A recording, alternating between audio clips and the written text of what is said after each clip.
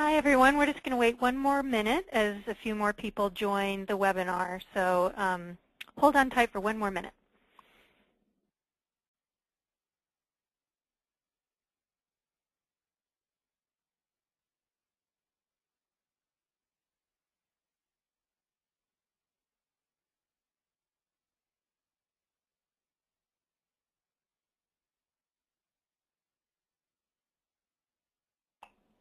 Okay, let's get started. Good afternoon, everyone. This is a webinar about a new report titled New England Food Policy, Building a Sustainable Food System.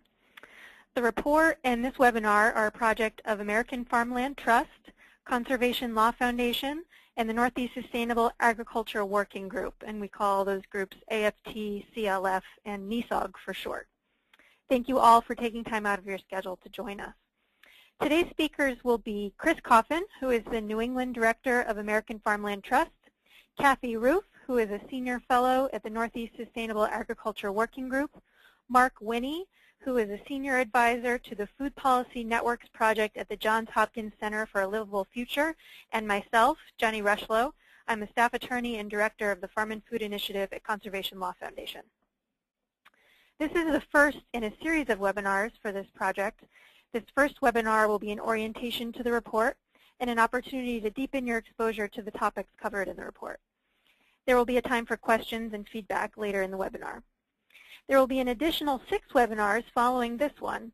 These future webinars will be a deeper dive than today, which is more of an overview. Each of our future webinars will focus on a particular topic from each chapter of our report. In the future webinars, chapter authors will be joined by other topic experts, and these webinars will take place in June, July, and September. As for some logistics, some of you have participated in webinars before. If this is your first webinar experience, we'll try and make it easy for you. We have a webinar technical coordinator and organizer today who is Anelkis Royce of American Farmland Trust, and she's available to answer any technical questions that you may have. At the outset, I should say that you don't need to worry about background noise at your location because each of your locations has been muted and only the presenters will be heard during the presentation. However, that doesn't mean you can't communicate with us. You can see on the right side of your screen a toolbox through which you can type in questions, either substantive or technical. And Anelkis will type back answers to you personally about your technical questions, and she'll provide your substantive questions to the presenters to answer during our Q&A portion of the webinar. We will have time for questions at 2 points during the program today. And this webinar is being recorded and will be available on the American Farmland Trust website shortly after the webinar. So with all of that covered, I'll kick off the presentation now describing the context of our report and project. And for those who may have joined late, again, I'm Jenny Rushlow from Conservation Law Foundation. Could we move to the second slide, please?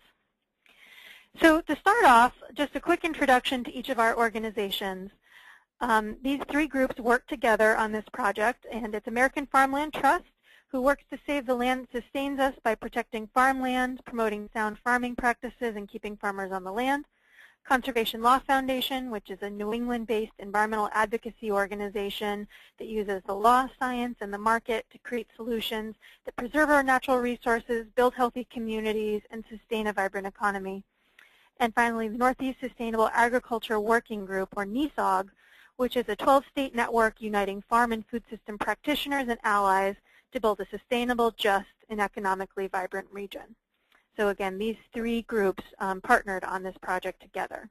Next slide. To focus a moment on our project objectives, the focus of this work is on the New England food system. And some context for what that looks like is that currently New England produces 50% of the dairy products we eat, 40% of our vegetables, 10% of our fruit, and 1% of our meat. So there's a lot of room to increase those percentages so that we're producing more of the food that New Englanders consume. The purpose of our report and our project is to foster the development of a vibrant New England food system and to create a shift so that as much food as possible is produced, processed, distributed, and purchased within the region, with a result of maximum resilience, minimum importation, and significant economic and social return to the region. The report we produced, New England Food Policy, Building a Sustainable Food System, was released in March 2014. It analyzes policy gaps and barriers around increasing production and consumption of New England-sourced food and makes policy suggestions for addressing those gaps and barriers. The area of focus for our work was public policy because some of our existing policies, particularly at the federal and state levels, create significant barriers to expanding the regional food system, and those barriers need policy remedies. And there's great opportunity for policy change to move us in the right direction, both state by state and through greater collaboration as a region on policy issues. And why do we focus on New England? New England is particularly ripe for this framing. As a region, we have a rich agricultural history and a rich agricultural present with opportunity for growth. But as 6 small states, we have different agricultural strengths and weaknesses, and we can achieve more together as a region than each state can independently. There's also precedent for the 6 New England states to work together on policy issues, and we discuss that in detail in Chapter 6 of our report. Our work was built on the foundation of several existing efforts already in place to increase the sustainability of our food system. First, in 2010, the 6 New England Chief Agricultural Officers, under the auspices of the New England Governors Conference and its Commission on Land Conservation, drafted a regional action plan to increase production and consumption of New England-grown farm and food products. And that plan was called the New England Farm and Food Security Initiative to keep farmland and farming. It had 6 focus areas: research, dairy, food safety, farmland protection, farm to institution, and meat processing. And in 2011, that effort spawned the creation of Farm to Institution New England, or FINE for short, and a Farm Bill priority setting process among the 6 Chief Agricultural Officers with their Mid-Atlantic colleagues. And work in those key focus areas continues. Another effort of existing work is we're building on the existing state food system planning processes. Food policy councils bring together stakeholders to engage in food system planning efforts and policy development. At the state level, some of these councils are created through legislation or executive order with an official mandate or obligations, and others operate independently, though may include representation from public officials. And in addition to those state food policy councils, there are local food policy councils throughout the region. We're also building on an existing effort called the New England Food Vision, which is a project of Food Solutions New England, a regional food systems learning action network dedicated to advancing a sustainable New England food system. This is a multi-phase project to develop a regional food vision. And this is a bold vision that calls for our region to build the capacity to produce at least 50% of clean, fair, just, and accessible food for all New Englanders by 2060. The vision includes a set of guiding principles and calculations that sketch a future in which diverse local and state food systems are supported by and in turn support a regional sustainable food system. A draft of that vision was released in 2013, and we expect the full report to be released shortly. So we're building on these existing efforts. One key goal of our work is to provide support to state planning efforts, because as these planning efforts continue, there's a key need for regulatory and policy change to facilitate necessary advancements. We also examine policies that will be important to moving the region in the direction of the New England Food Vision. And we focused on federal, regional, and state policies in particular. There's some limited discussion of local policies, particularly with regard to urban agriculture, but that area is less of a primary focus than the federal and state especially. Next slide, please. To briefly describe how we approached our work, we engaged in nearly 2 years of research and analysis. Our primary research consisted of extensive interviews, 24 formal interviews, and many more informal conversations with experts in the field, including the chief agricultural officers in each state, as well as other agricultural agency staff, advocates, academics, members of the Farm Bureau, leadership from the Farm Bureau and Farmers Union, people in food processing and distribution, seafood, and many other areas.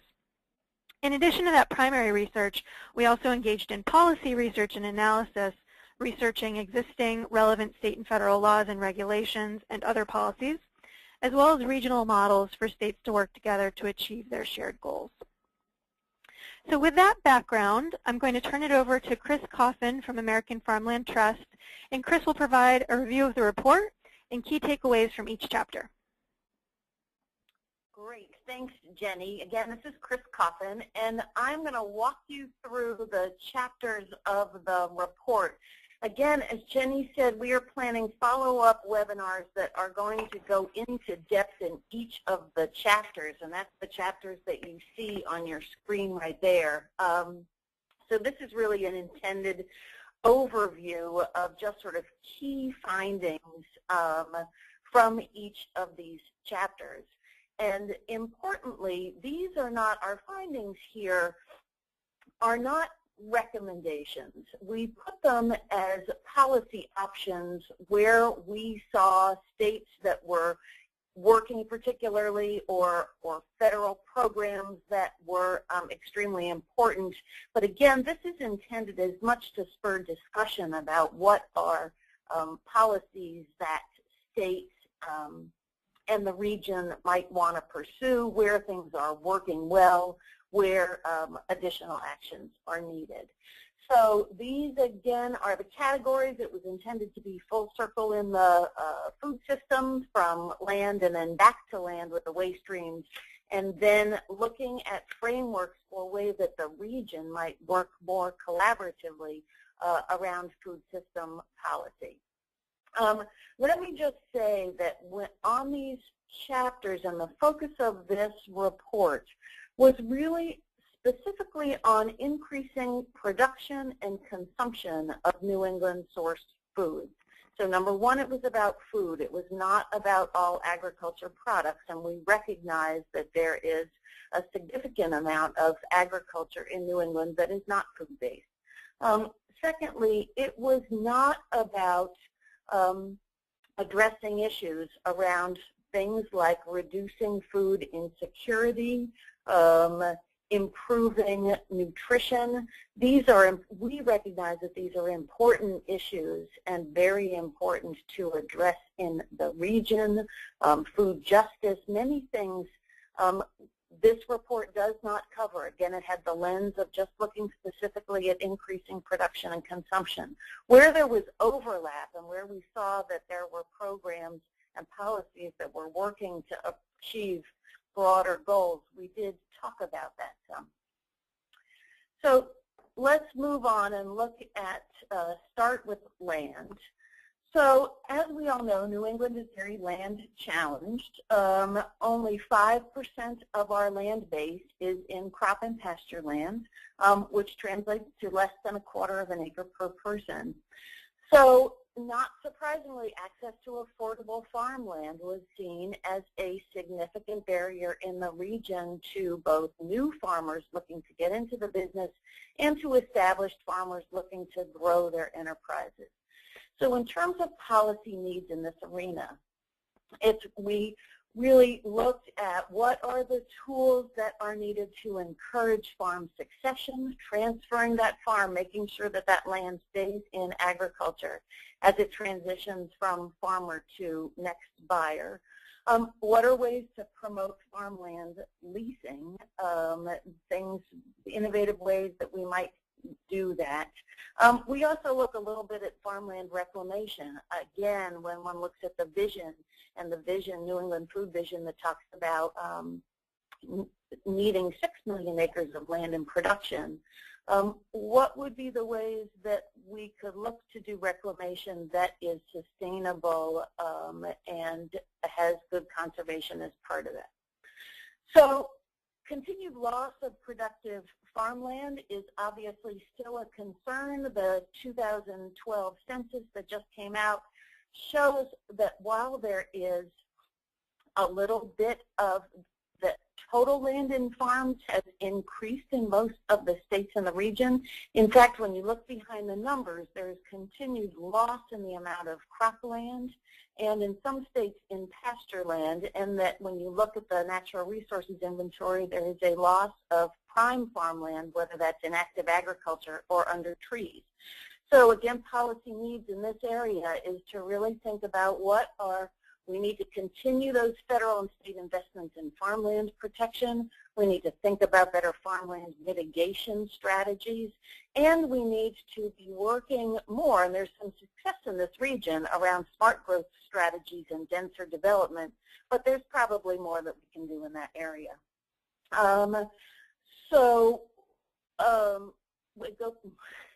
Sorry. And just lastly, on the urban land access, again, this one is largely, as Jenny mentioned before, mostly a local zoning issue, but we wanted to call attention to it.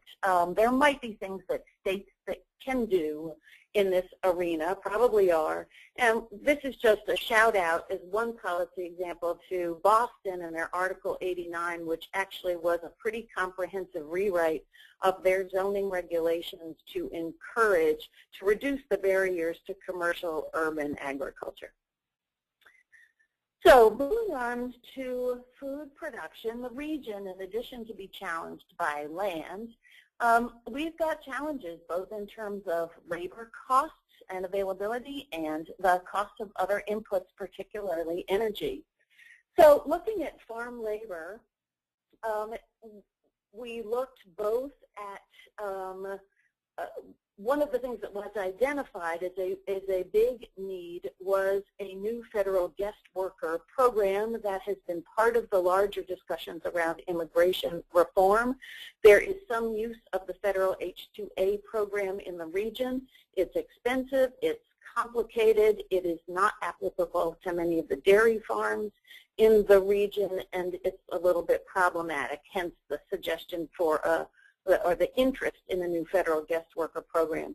There also seem to be opportunities in some states that are already focused on workforce development around food and agriculture. And again, what are the policy opportunities around that?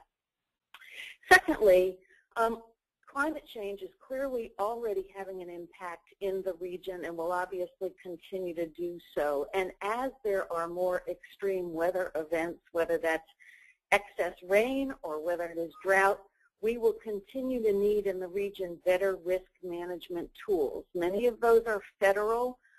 There has been some progress in this farm bill. More is clearly needed in that regard.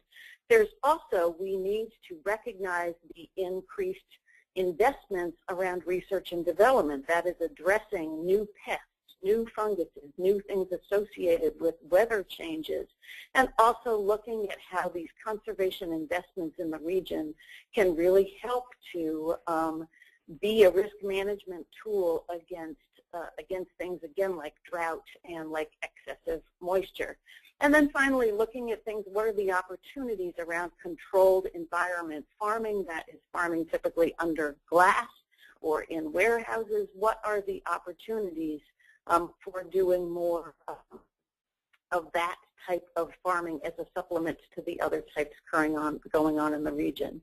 And lastly, in this arena, where we look in terms of the food production and focuses on production efficiencies and opportunities, is that there has been significant amount of investment in the region in what we call farm enterprise development. Many of these programs are the farm viability type programs, or in Vermont, the Working Lands Enterprise Fund is an example of a more recent program. That these are really helping farmers to expand their markets, to improve their efficiencies, and suggesting that a need to continue to support these types of programs.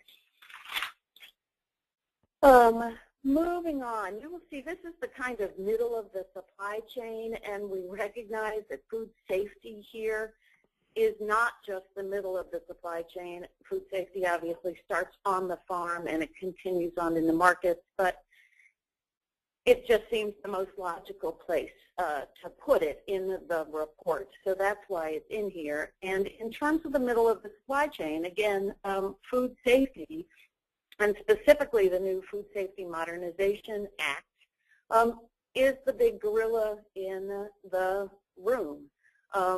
It could well have an impact on expansion of fruit and vegetable production in the region, depending on how the rules for the act are shaped, and those rules came out in draft form. FDA has gone back to the drawing board in part because of some of the great work that happened around this region in organizing concerns and tours and visits with FDA. So that is just something that people need to be very aware of, and that the region will continue to need to be very vigilant on. Regardless of how FSMA turns out, there will also be a need for food safety training for the region's farmers. Some of that is happening, but that is probably an area where continued and increased investments will be needed. Thinking about food hubs, again, food hubs have a very different definition for everybody who uses the word, but if one thinks of them sort of broadly as a way of aggregating and moving product, there is a need and a lot of work being done, again, in the region on how do you do this to particularly meet those large retail and institutional markets. So thinking about the needs here that are around, some of them are around what are the types of food hubs that are promoting those fair returns to farmers, and what are the continued investments and needs related to food hubs. And again, as a policy example, this is not in the report. This is something that happened more recently, was a state bill in Maine, which is LD 1431, that would have provided some additional incentives for the creation of food hubs that were particularly focused on the food school districts. I mean, focused on school districts and trying to get products to schools. So that's an area where one state has really focused on this. And lastly, on the question of looking to meat and poultry slaughter and processing, again, one of the needs, in addition to the needs for additional capacity, particularly in the processing end, is for additional business training and support for those slaughter and processing businesses is one key area that seems to be ripe for additional policy. So moving into the home stretch here, on marketing, so this was focused on any number of different kinds of markets. Some of our work looked at direct-to-consumer marketing, and clearly that's an area where that direct-consumer relationships have helped to improve profitability. So in terms of what more is needed and how policy can continue to support that, it is to particularly look around in those direct-to-consumer arenas, where can we at the state and regional, and in some cases local in this regard, continue to look about regulations, both around public health, around farmers markets, around some of the processing requirements that are continuing to reduce those barriers to the direct-to-consumer opportunity while still not disregarding impacts on potential public health, et cetera, but that there seems to be greater opportunities to streamline and rethink some of those regulations. Second, state procurement policies and geographic preferences. Every state in the region, and this gets into the broader question around branding campaigns, and states doing much to try and encourage and recognize their own state products. There's more that can be done in that arena around strengthening state procurement policies, and to potentially consider a two-tiered approach that would prefer products grown in a particular state first, but then have a second tier of preference that would be a preference for regionally produced foods after a first tier of state-produced foods. And lastly, we took a look at some of the state and federal nutrition programs, and there's clearly an opportunity with some of these programs. There already is, and there's more of an opportunity to think about them as having double impacts or double bottom line of both improving nutrition, improving access to healthy food, and allowing and providing some additional economic opportunities for the region's farmers. And so when you look at double coupon programs as an example of that, you look at the farmers market nutrition program, the senior farmers market program. Those are examples where that is already having an impact. And again, this shout out on the policy example, this is not in the report again because it was more recent. In the Farm Bill, the latest Farm Bill, the Food Insecurity Nutrition Incentive Grants provide a new opportunity. It's $100 million in grants over the next 5 years that is essentially creating a double coupon program. USDA will provide 50% of a project cost.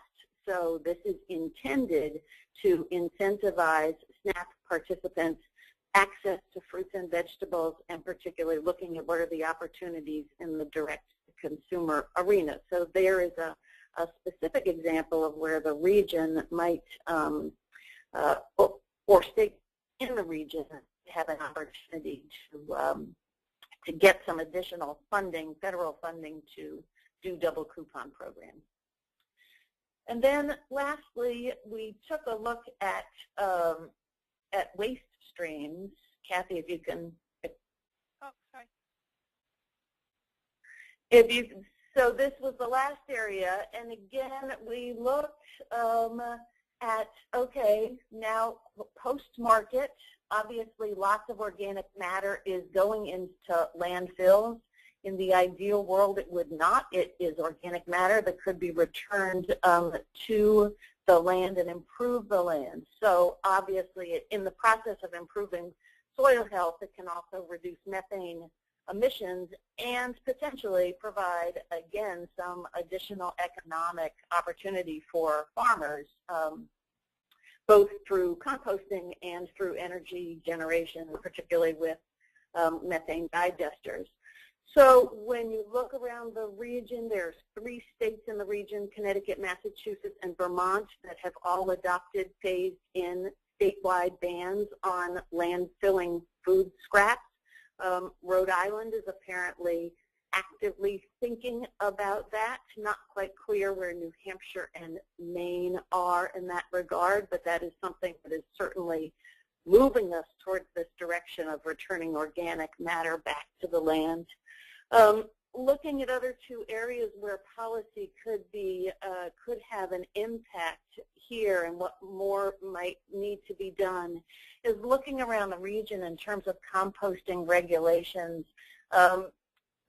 There, in an effort to ensure that compost is both high quality and protecting public health, it creates in some instances disincentives for farmers to want to compost. In some cases, regulations are costly, they're expensive. So thinking more thoughtfully about how these composting regulations at the state level might work so that they really are providing an opportunity for farmers would seem to be valuable to do.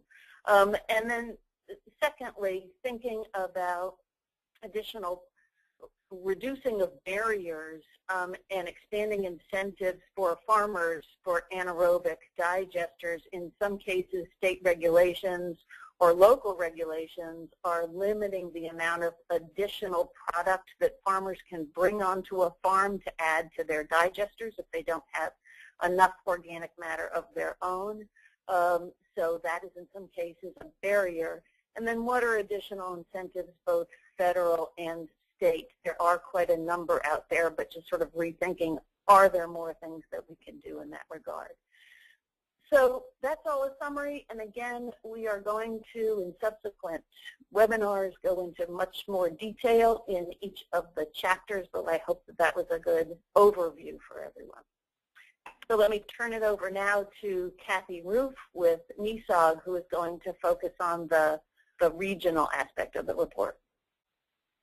Thanks, Chris. Hi, everybody. I first want to say how amazingly great it is that we have nearly 80 people on this webinar who have chosen to prioritize listening about regional policy work on their lunch break. So this is great and very promising for the work ahead. So as Chris and Jenny mentioned in describing the gist of this report, we spent a lot of time looking at sort of what the landscape is around certain areas of the food system. And one of the strong themes throughout has been to look at New England as a region. And as many of you know, NESAWG is particularly interested in thinking regionally. And in fact, in just the latest few years, I would say that a lot of people's language has expanded from only thinking about local food systems to talking about local and regional. So if we see the 6 New England states as a region, it gives us a lot of opportunity to build a more robust and resilient food system for all of us. There is, in our research, the landscape is littered with failed attempts for multiple states to work together, but there are also strong examples of where it is successful.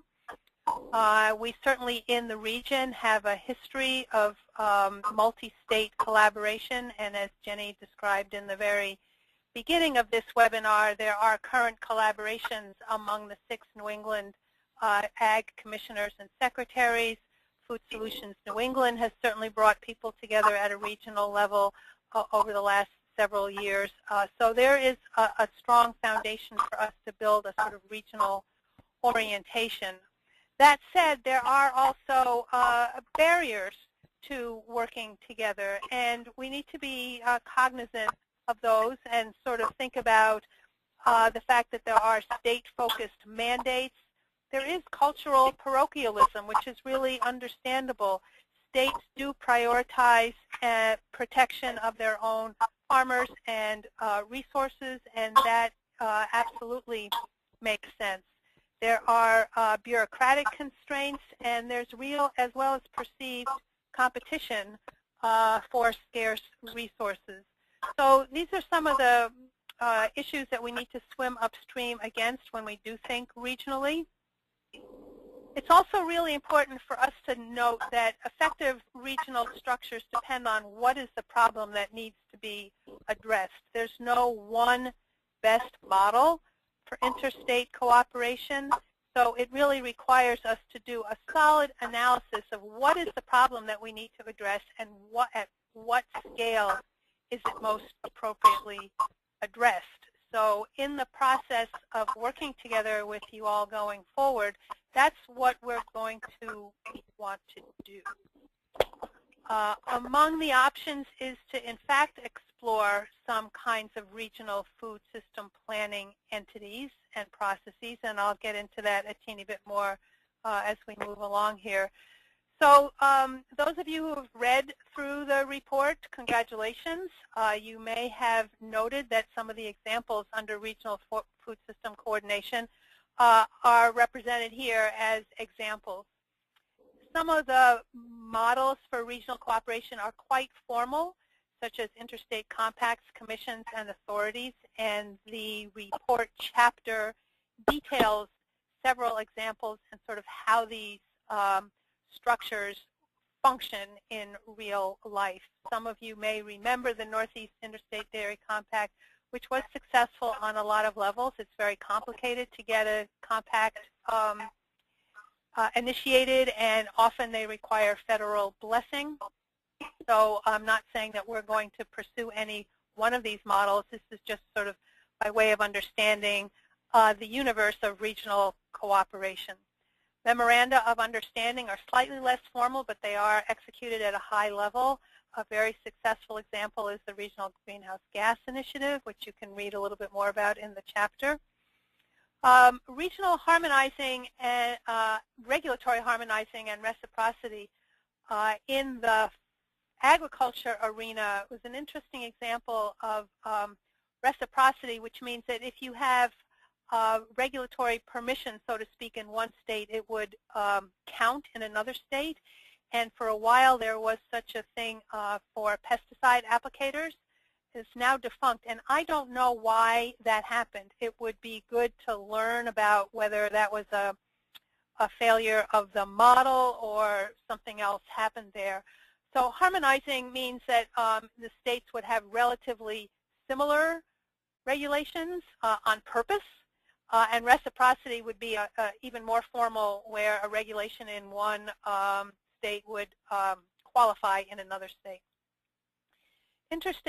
Intergovernmental councils, there are numerous examples. A more formal example is NESAWG, the Northeastern States Association of State Departments of Agriculture. In our region, that's actually 12 states plus Puerto Rico, but the 6 New England chief ag officers do work in that context, and it's a pretty strong organization, meets regularly, and there really is a lot of sharing at that level. So that's a strong example. In the report, we do talk about particular areas for regional coordination, and before I get into that, I just want to sort of re-emphasize that there are several kinds of ways that regions can work together, and hopefully all of you on the call and others who will be weighing in this project will be able to contribute to this thinking and analysis. Certainly as a region, to have a voice, a unified voice in federal policy, much of what Chris talked about is happening at the federal level through the Farm Bill or through the Food Safety Modernization Act. So sort of uniting our advocacy for federal laws and regulations that will benefit or at least not work to our detriment is a really strong area for regional coordination. There's the whole universe of regulatory and statutory work as a region. Then not specifically policy-oriented, but I think we have a lot of opportunity to look at sort of the consultative and educational arenas where we can share best practices and approaches, do collective research, share our extension expertise at the land-grant level, and so on. And finally, in the marketplace, the issue of branding that Chris talked about briefly. Regional branding is tricky. There is the Harvest New England initiative, which is sort of rekindling its energy, and certainly those are the kinds of things that we would want to think about and where they might be effective and appropriate, but certainly not a single solution. So in the report, we do call out very particular areas for greater regional coordination. Some of these have been, or all of these have been mentioned pretty much. Food Safety Modernization Act, cross-pollination on various policy issues, including tax, such as state taxes for farmers, state land use issues, making public land available, and so on. Institutional procurement, that tiered approach that Chris mentioned, meat processing regulation, and then meat regional branding, which I just referenced. In addition, we certainly have the opportunity for lots of dialogue and planning at upcoming events, and this is where we want to sort of get into next steps. And I think before we do that, Jenny, were we going to field some questions? I think you can finish your piece first before we field questions. Okay. So the exciting part of this project is that from this report, we're able to, thanks to our funders, take the report and use it as a foundation for action. And in the next 8 months or so, and going forward from there, we do have an opportunity to work with all of you to take some of the suggestions from this report, but also build from the report into other arenas for food policy advocacy.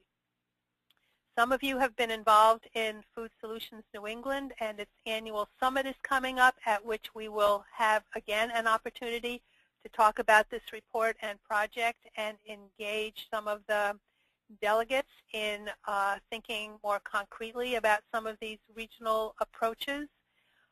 We will provide briefings and presentations upon request, so if any of you in our audience today would like any of us to come and talk with your Food Policy Council, your working group, your legislators, we're happy to do that.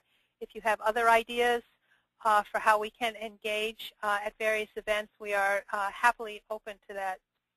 We did identify some areas for future research and analysis, and we are open to ideas and resources that you might have to bring to that conversation.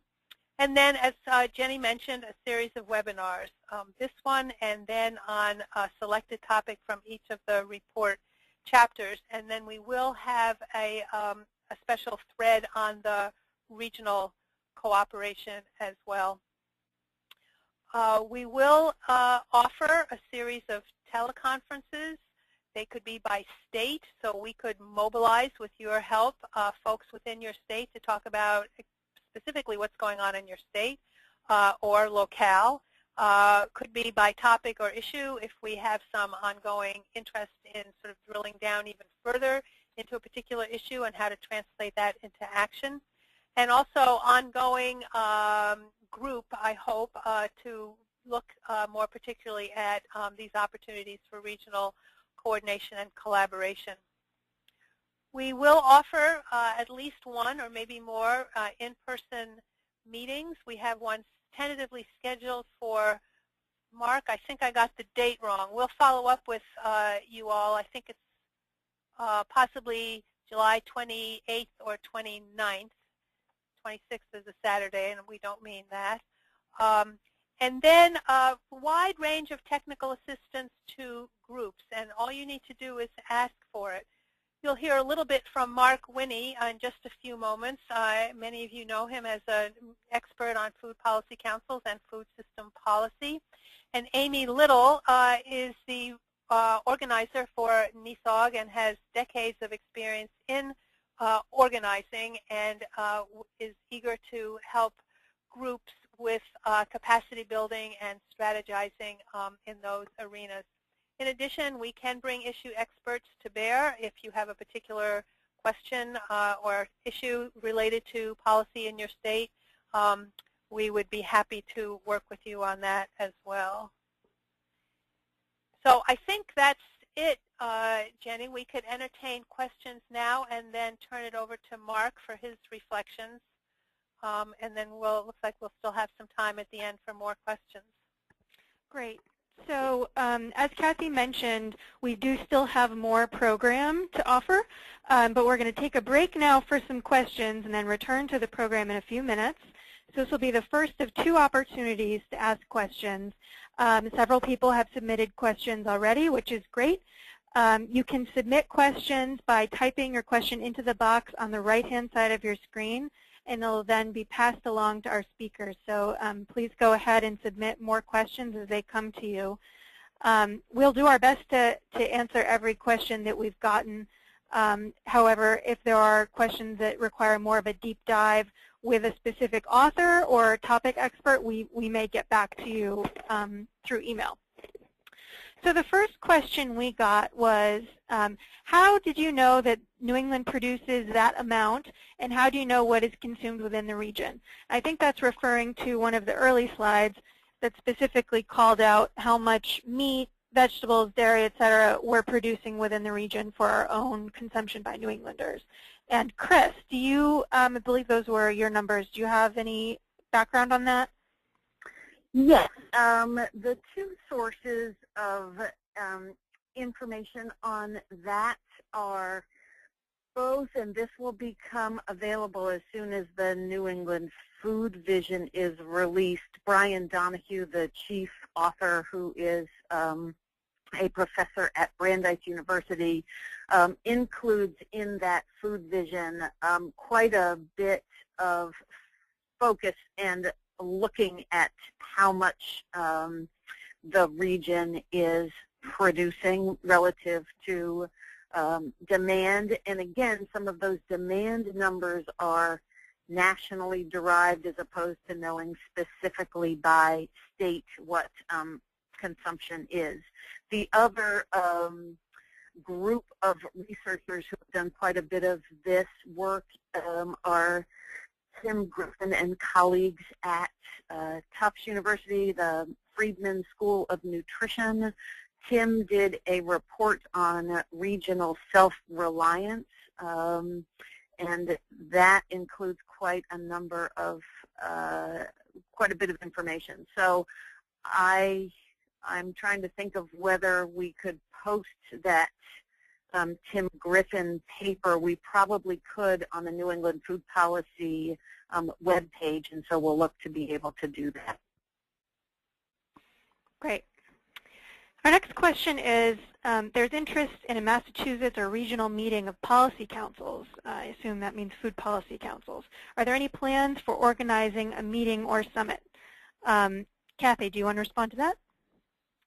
I think that the idea for July might well wind up being targeted to food policy councils for that July meeting for the 6 New England states. We haven't totally confirmed that. If that doesn't happen, then there would be some opportunity for Mark to work with food policy councils either at the state level or regionally in the fall. Great. Our next question has to do with climate change. And the question is there any integration of New England food system into climate change, including possible effects of changing climate on crops and growing practices, decarbonization of food systems, soil systems as climate change mitigation? I'll take a crack at that. What I would say is that climate change is included throughout our report rather than having a specific chapter or section on climate change because it bears on every aspect of the food system. It's touched on in many places throughout the report. The sections that I think are most relevant to the question that was posed are there's a section on environmental impacts from agriculture in Chapter 2 that touches on ecosystem services and government programs that provide revenue streams to farmers for engaging in conservation practices and the types of mitigation against climate change that was mentioned in the question. So that section is quite relevant. There's also a section on research, development, and extension, also in Chapter 2, which would speak to the kinds of research needs around adaptation to adjusting to the impacts of climate change on our agricultural system. And then finally, there's a section on farm energy needs and opportunities also in Chapter 2 that speaks to some ways that we can increase energy efficiency on farms and on-farm renewable energy production. So those are the places where I think it's dealt with most directly, although climate change appears throughout the report. Chris, did you want to add anything related to that? No. I guess the only thing that I would say is, again, there is some research being done around climate change and impacts on crop production in New England. That is a large USDA NIFA-sponsored project that involves quite a number of institutions in New England. I know that Tufts, again, is one of the universities involved in that, and Tim Griffin at the School of Nutrition there would be a good one to reach out to. There are other institutions, but Tim is the one who immediately comes to mind. Our next question relates, I think, to something that Chris said in her discussion of the land chapter and the need to ensure that we're keeping farmland in farming. The question is, so why does the census show a slight increase in land in farms? And I assume that's a reference to the most recent ag census, which showed that there was a slight increase in the amount of land in farms in certain New England states. And Chris, do you have a response to that? Yeah, and that's, so it's a really good question, and it also, we have to recognize the limitation of what the census tells us and doesn't tell us. It tells us whether there is more land in farms or in a particular land use category or less. We don't know if the less, we don't know whether because it was land that's no longer in production because it's now in housing or is just not in production or changed.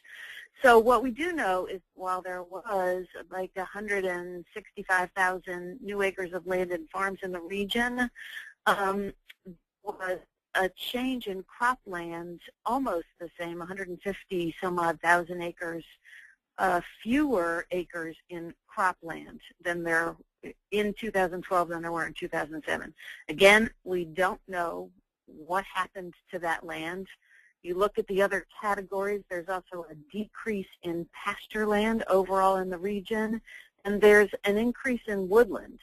So unclear to American Farmland Trust whether that means that that cropland went into woodland, but we tend to look at it with the Natural Resources Inventory or the NRI data, which does talk about conversion, and those numbers continue to show an increase in converted agricultural land. I don't have those most recent numbers right at our fingertips. So from our perspective, land loss is still a concern, something that needs to be addressed. Thanks. Our next question, and we'll do just a couple more before we return to the speaking program. The question is, what role is there for our schools in agriculture? Chris, maybe you can speak to how that's discussed in our markets chapter. Yeah, so I'm looking at this question, and I don't know whether it's schools of agriculture or schools in agriculture, so I guess I'll answer it in two different ways. So if it's specifically around schools of agriculture, I take that to mean land grant universities and particularly ag vocational schools or vo-tech schools. Certainly a role for those types of schools, particularly around workforce development and community colleges. Again, that's where we look at the opportunity, the needs around both food and agriculture, growing a next generation of farmers, and there's obviously a lot of great work that's happening around the region and a lot of new curriculum around sustainable agriculture and food systems. So there's plenty of things happening in the region, but I think that what we found was that there's still opportunity to do more maybe cross-state collaboration or thinking about that workforce development and how states might be able, and folks within those states might be able to learn from each other about what are those opportunities and how folks are doing curriculum around that. More broadly on the how do you engage schools in agriculture, obviously it's educating the next generation of consumers. We don't really talk about that education. And again, that's kind of beyond the scope of this report, but I do think that would be a very right area for conversation of curriculum generally around food and agriculture for consumers. Then in terms of institutional procurement, again, schools are by far the largest, I think, from a farm to institution New England work, and thinking of those statistics that schools and universities are the largest purchasers of food. So continued work and certainly Farm to Institution New England and its many partners around the region are doing a lot to focus on that institutional procurement, but many things in the report that relate to that we'll talk about when we do a webinar specifically on markets. Great. So with that, we're going to pause on the questions. We'll have time, another 10 minutes or so for questions at the end of the program. But right now, we're going to hear from Mark Winnie, who is with the Johns Hopkins Center for a Livable Future. And Mark is going to address observations and opportunities generated by this report and project. Okay, good day, everybody. Thank you for making me a part of this project. I wanted to say from the outset that while I was not a contributor to the report, I was an avid reader, and I'm continued to be a practitioner and food policy activist. Some of you probably remember that I was in New England, specifically in Hartford, Connecticut, for 25 years, and continue to be have strong interest in what's going on in the region. Though I left some years ago to pursue my interest in red and green chili and really good margaritas, I still care deeply about what's going on in New England and get back from time to time.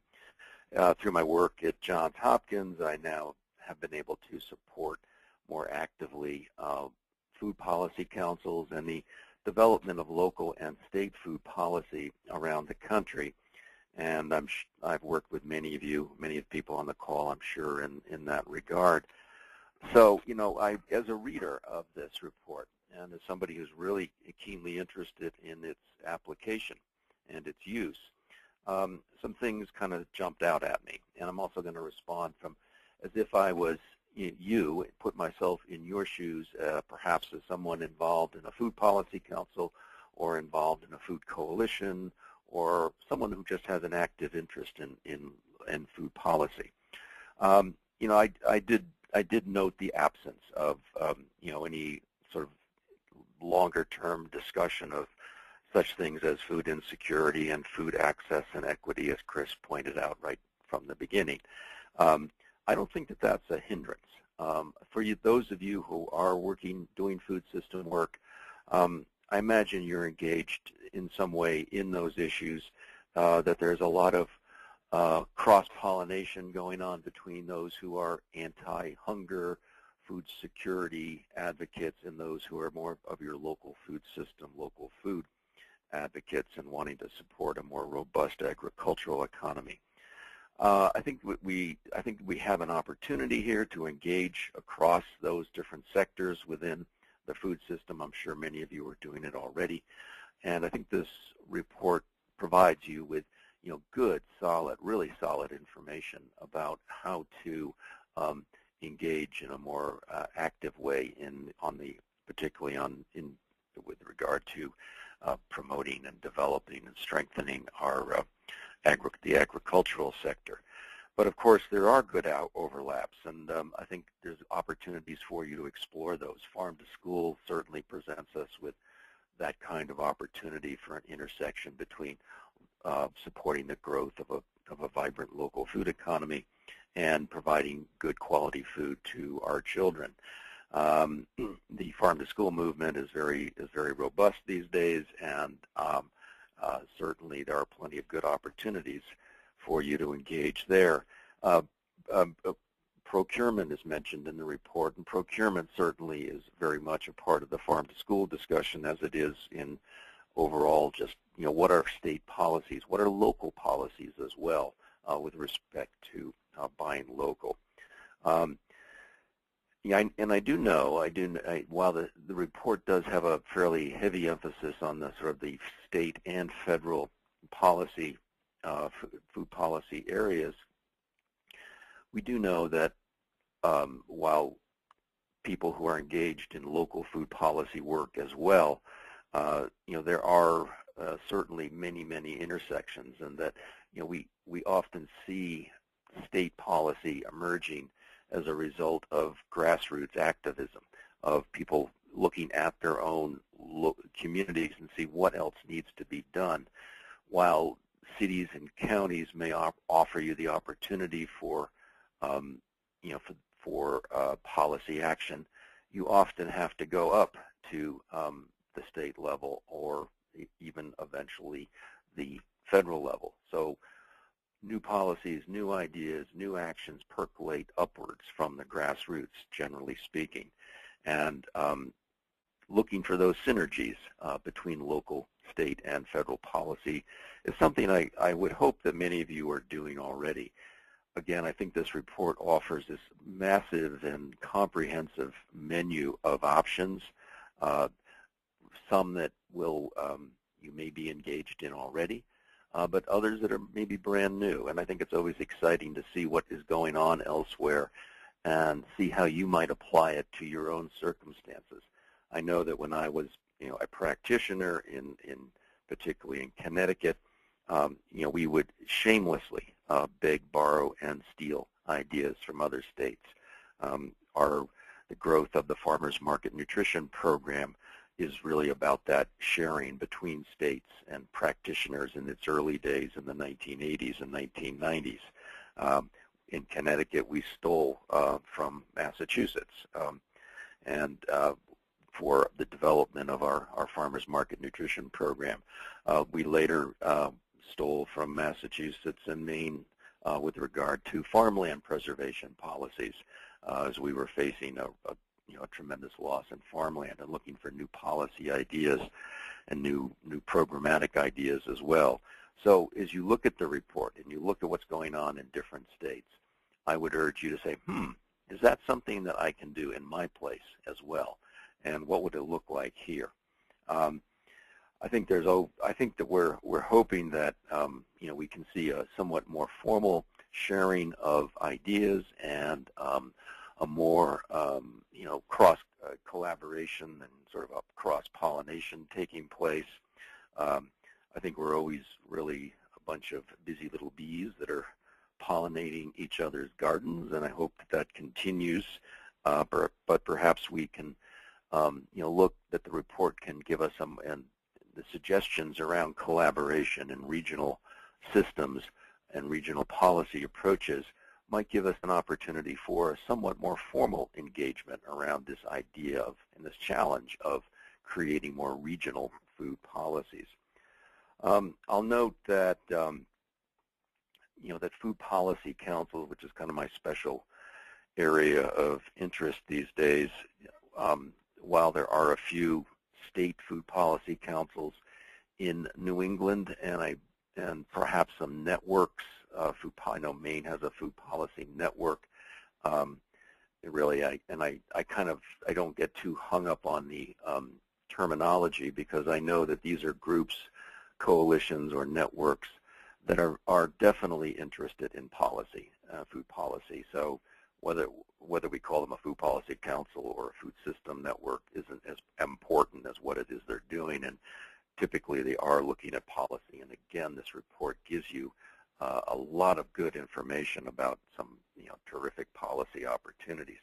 But again, there are probably from my record so far, at least 20 local food policy councils throughout the region, and probably more, because they do seem to keep popping up all over the place. And as I said before, the names sometimes don't necessarily tell you exactly whether or not they're a food policy council.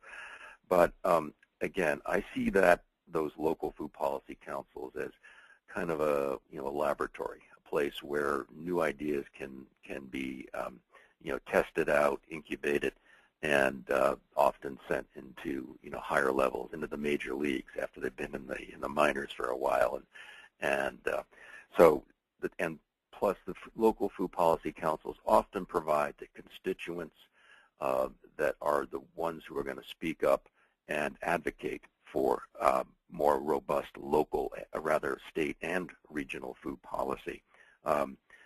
Whether you're attending a hearing at your state legislature or you're advocating before your city council,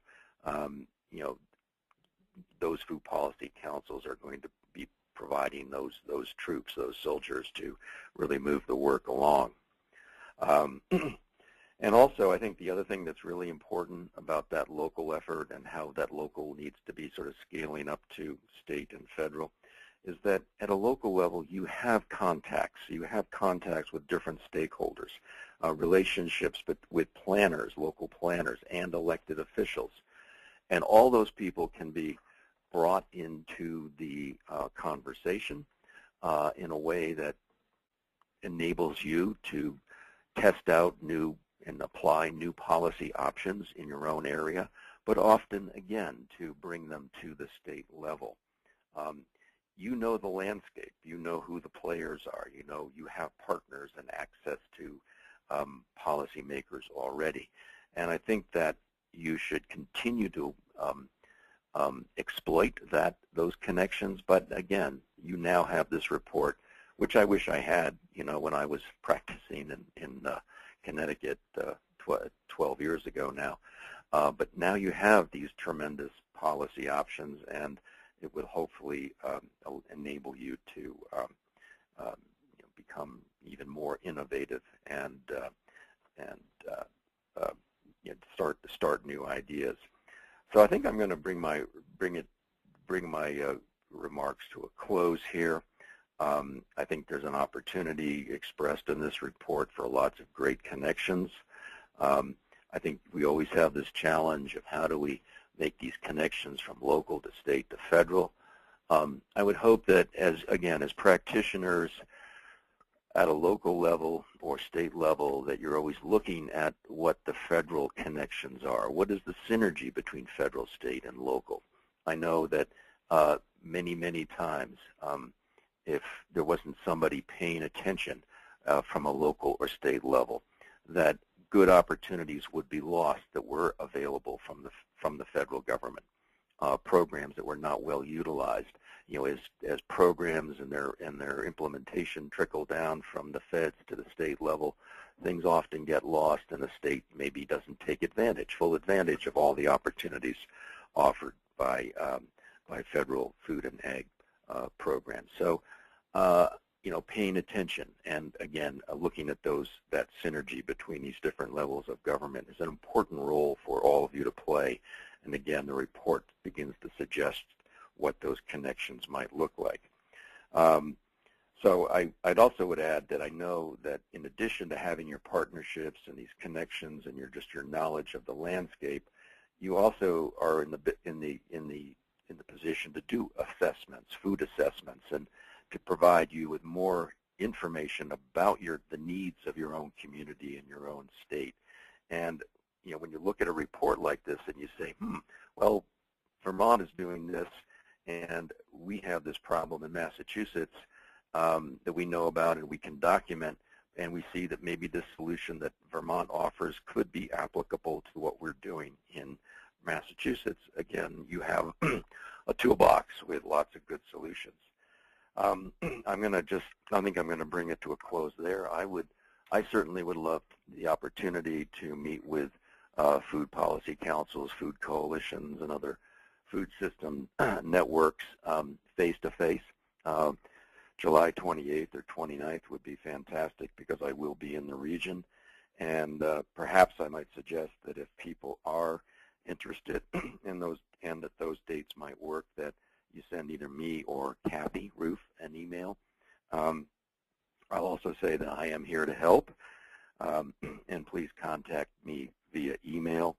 I think the area where I can provide you with the most assistance is as a practitioner, how would I apply some of these policies to my own situation, and how would I utilize the partners and the organizations and the councils and so forth that I might be working with in order to make the best use of these policy,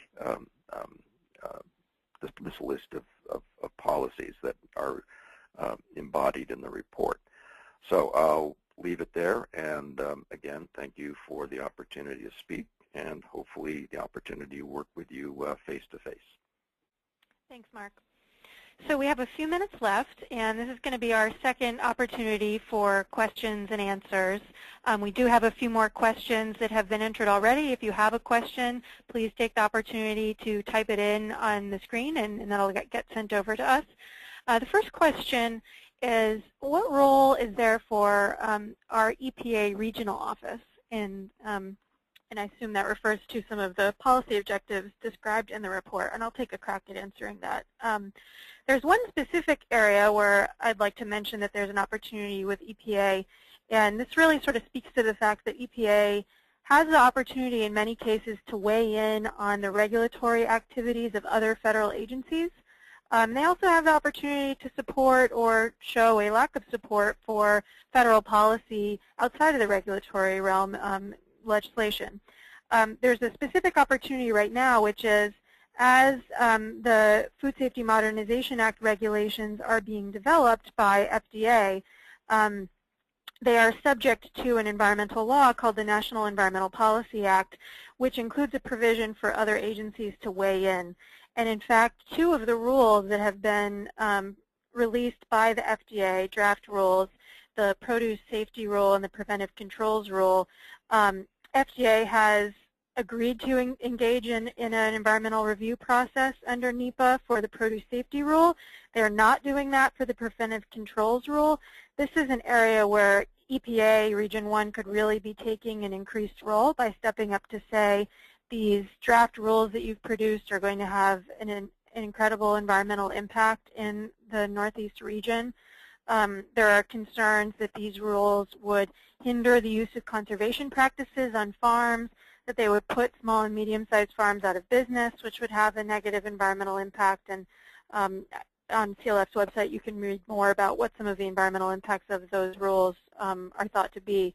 And so that's an example of where EPA could be stepping up and saying, you know, we think you need to be taking a closer look at the environmental impacts of these rules, which impacts the agricultural community.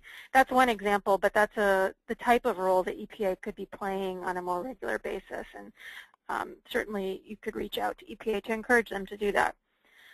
The next question has to do with New York State, and it says, I understand that this report is focused mostly towards New England, but the New York State water and food sheds impact New England eaters, and New York City as a food marketplace is important to New England farmers. So is there a reason why New York food policy is not specifically included in this report? Chris or Kathy, would either of you want to take a crack at answering that? Sure, I can. This is Chris. I think that the short answer is that at least 2 of the organizations are New England focused. I mean, obviously American Farmland Trust is national, but the New England office did that. We are New England Conservation Law Foundation, New England. NESAWG is a broader range. And we had to draw a line somewhere, and it was already a challenge with this report to really look comprehensively at 6 states, and adding in New York would have been a lot more to do. So I think that we all understand the importance of New York to in terms of economic opportunities for New England farmers, and that food systems are overlapping, and there is a lot of impact around New York. And there are, I think, some things that we would like to, and probably will when we go deep in a couple of these webinars, to focus on. For instance, the recently passed New York State food metrics bill, I think, is a very good example of a state that has taken action to be able to try and track what its institutions are procuring. So there's an example of a New York policy that might be one that states in New England would want to look at. So we meant no evil towards New York. We appreciate New York greatly, but we just had to draw a line somewhere. Thanks. And our next question has to do with the type of local assistance that Mark and others associated with our project might be able to provide. The question is, on the local level, I'd be interested in receiving assistance to develop county-specific economic data that supports an improved food system. For example, to raise awareness of this agenda in my community, I need solid economic data because that's the community's primary lens used to filter priorities.